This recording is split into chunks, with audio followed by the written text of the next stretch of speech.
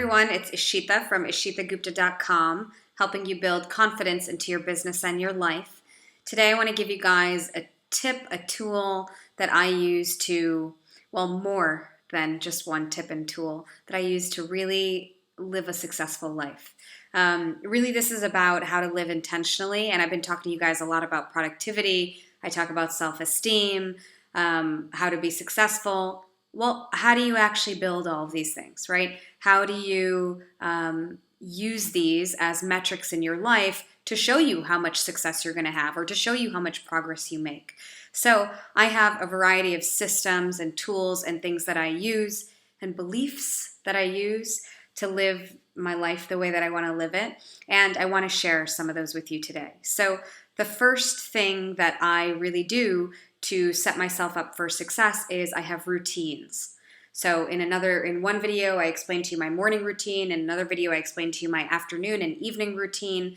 The reason I have routines is not to just be rigid and disciplined, but it's to be intentional and disciplined.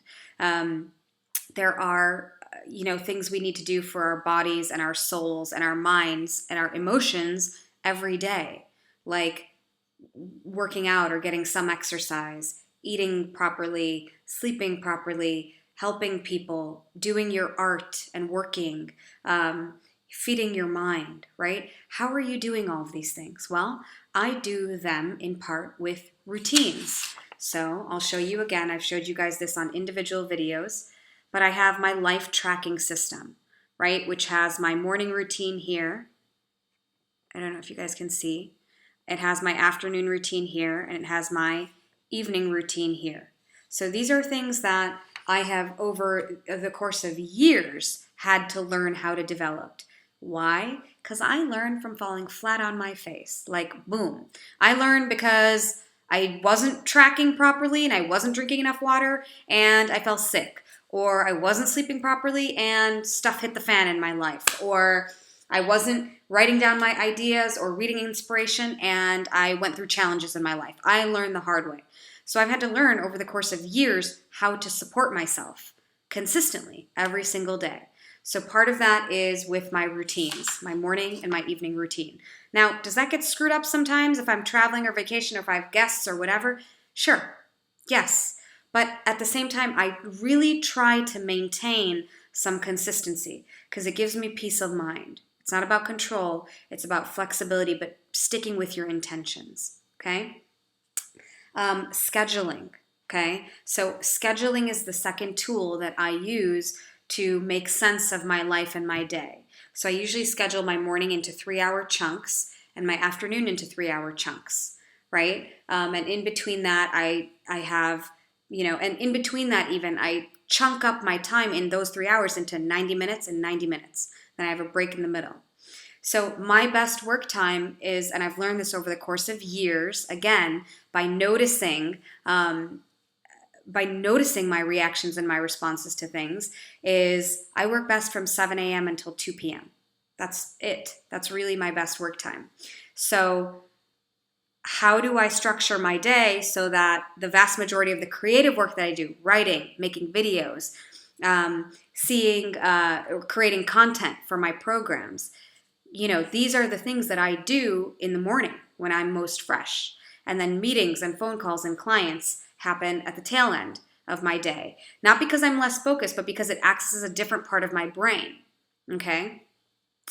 So scheduling the most important things in the morning that I need to do for my life, like my morning routine and all this stuff that requires huge focus for me, like creative stuff, that is imperative that I put that in the morning, okay?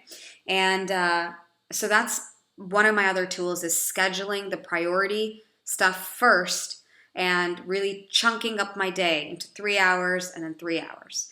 And no one in life really needs to work more than that. You don't need to do more than 3 hours of work in the morning, maybe 3 hours of work in the afternoon. If I have a second wind, I'll have a second wind. Otherwise, my day is like 4 or 5 hours of actual work, okay? Unless I'm seeing clients straight through. Number 3 is tracking and measuring, okay? Just like how I showed you my routines. Well, routines mean nada unless you have a way to track if you are consistent with your routines. So this is my tracking system, and this is how, can you see that? And this is how I track. I have boxes, Monday, Tuesday, Wednesday, Thursday. And I can't use a digital system to track, okay? I need to physically write this thing out. A friend of mine, Stephen Pressfield, has had a running list, I think he puts it on his wall, of tally marks and hash marks, and I do the same thing. I use tally marks and hash marks. Here you go. And of writing and exercising, I think are his things that he measures every day. But he physically has a million check marks on his wall, on this piece of paper on his wall, because he needs to see it. That's how I am. Do not get me near a digital device to try to track. It just doesn't work for me, okay? So whatever's working for you, use that. Number 4. So our first one is routines. Our second is scheduling. Our third one is tracking. My fourth one is my toolbox. I have what I call a toolbox for life and business, because without tools, how are you going to survive? Literally. Life is hard enough, isn't it? Life is hard. Life is hard enough. Life is beautiful. Life is a blessing. And there are times when life slaps you upside the head and says, deal with it, right? How are you going to deal? I deal by having what I call a toolbox filled with books and audios and programs that I've bought to help me, whether that's in the relationship space or love or business. I buy things and have books and audios and things to support me during hard times. Okay? Because guess what? You're not always going to have people around you that can help. I hope you do. I have a lot. But even having a lot, there are times when you just have to rely on yourself. So how are you doing that? Okay? Get your toolbox together. So my toolbox has books, audios, programs, DVDs, CDs, whatever. It has people who are my top 5 people, inner circle, that I can go to, who are the surrounding circle of people that I can go to, who's the external sources of support, people that I pay to help, therapists, life coaches, business coaches, right? Energy workers, yoga people. Who are the people that are surrounding you in your inner circle, and then how do you grow that circle to other people or paid sources of support? Do you have mentors? Who are your mentors? I have a spiritual mentor. His name is Reverend Kelly. He's a monk, and I go to him if stuff hits the fan in my life. I talk to him, right? I have a very personal relationship with the universe and God, but who do you have in your life that's a mentor? Seth Godin is a mentor of mine in business. If I really, truly have an issue with something, I can ask him and I can go to him for help. I have other mentors in business too, and in career that are more spiritual, that I can talk to about other things. What else is in my toolbox? My daily rituals of things that help me, like journaling. Journaling is my number 1 tool. I learn so much from journaling. I gain so much from it. Writing posts, meditating, having a dance party, moving my body, being able to eat properly and stay healthy. These are all in my toolbox of things that I know to nourish myself. Because if I'm not being supported by life and other people around me, the first thing I need to do is say, how am I supporting myself? And usually it's because I have no self-care, or I'm not eating well, or I'm not sleeping, or whatever it is, right? That's how I know. The first source of support is myself. Pleasure is a big one in there. Pleasure is a big part of my toolbox. What brings me joy? What brings me pleasure? What makes me laugh? Oh, humor. Humor is so big in my toolbox. And I'll tell you, what is the difference between God and lawyers? What's the difference between God and lawyers? The difference is God doesn't think he's a lawyer.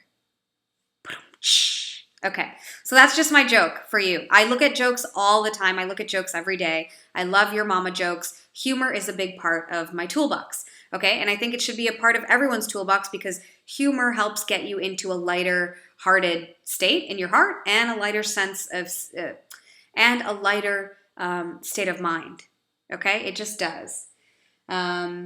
And I think that is where I want to stop, because I've given you guys 4 really, really key things, and these 4 things can be delved into in various, I could go on for hours about each one. So number 1, create your routines that support you. Number 2, schedule your day and your week so that the most important things are the things you're focusing on first. Number 3, track and measure with a tool, whatever tool works for you, your progress. Number 4, build your toolbox. How are you building your toolbox of support for yourself during the good days and when stuff hits the fan? Okay? Please, from this video, tell me in the comments below what one of these 4 things you're already doing, or which one you're going to start implementing. Because start with only one. You don't have to do all 4 right away. Start with only one. And like this video, tell me what you think about it. Leave me a comment below.